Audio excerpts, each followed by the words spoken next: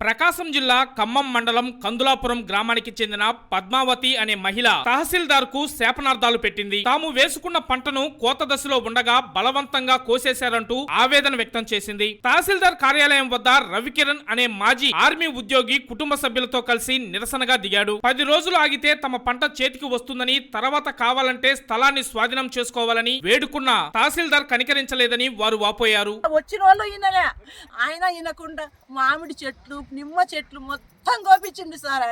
ఆయన మాత్రం బాగుపడ్డు సార్. బాగుపడాడు, ఎప్పటికీ బాగుపడ్డు.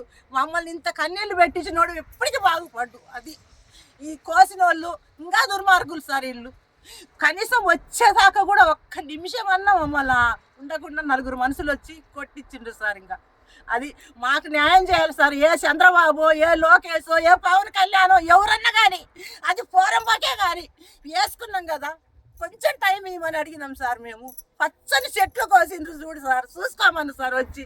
అది మాకు న్యాయం జరగాల. ఆ ఎంఆర్ఓకి శాస్త్రి కలగాల, ఆ ఎంఆర్ఓ పోవాలా, అంతే. ఇట్లాంటి ఎంఆర్ఓలు ఉండకూడదు సార్. ఎవరో కంప్లీట్ ఇచ్చిండు కదా, వచ్చి చూసుకోమను. మేము ఏం అన్యాయం చేసినాం? మేము మిద్దె కట్టినామా? ఏం బంగ్లా కట్టినామా? 4 ఒక సేరు కందులు చల్లుకున్నాం, అంతే మేము ఆడ చేసింది.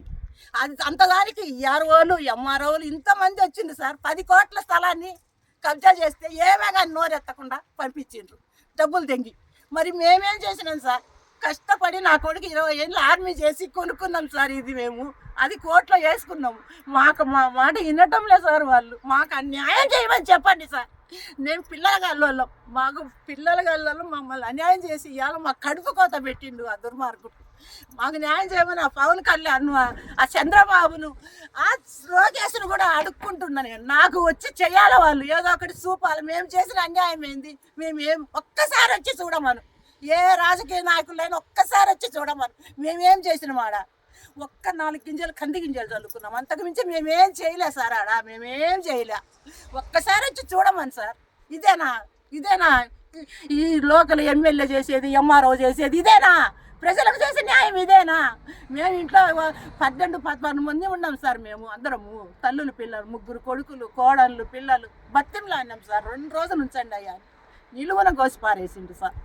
మీరే ఫోటోలు తీసి పంపించండి సార్ నాకు.